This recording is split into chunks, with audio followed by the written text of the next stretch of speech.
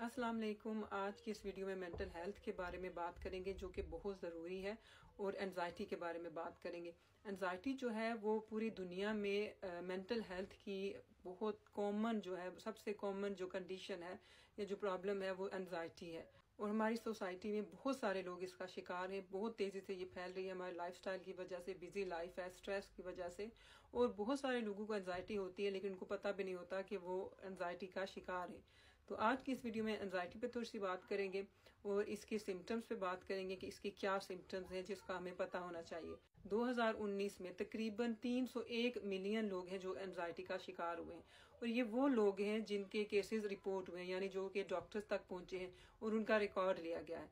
और कितने ज़्यादा लोग हैं जो कि जिनको पता नहीं लगता उनको एनजाइटी है, ना वो आगे जाके डॉक्टर से बात करते हैं। ये जो एनजाइटी है इसके बारे में रिपोर्ट किया जाता है कि ये औरतों में ज़्यादा कॉमन होती है। तो कैसे पता चले कि हमें एनजाइटी तो नहीं है, इसकी क्या सिम्टम्स हैं? तो इसकी एक सिम्टम ये है कि जब हम कोई काम करते हैं हम अच्छे से कंसंट्रेट नहीं कर सकते। कंसंट्रेशन जो हमारी होती है वो बहुत ख़राब होती है या कम होती है। अपने डिसीजन से इनसे नहीं ले पाते। जब भी हम कोई फैसला करने लगते हैं तो हमें बहुत प्रॉब्लम होती है, हम सही से अपना फैसला नहीं ले पाते। बहुत जल्दी हम गुस्से में आ जाते हैं, इरिटेट होते हैं बहुत जल्दी। छोटी छोटी बातें हमें परेशान करती हैं, इरिटेट करती हैं।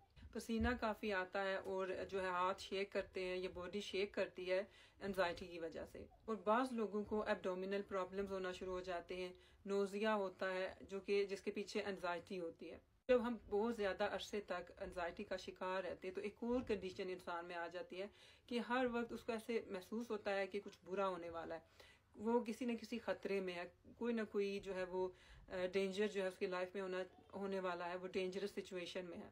हम अपनी फिजिकल हेल्थ का तो बहुत ख्याल रखते हैं, तो हमें चाहिए कि मेंटल हेल्थ का भी बहुत ख्याल रखें और इसके बारे में जितनी अवेयरनेस हो सकती है उस पर बात करें, क्योंकि ज़्यादातर लोग इस पर बात नहीं करते या उनको अवेयरनेस नहीं होती।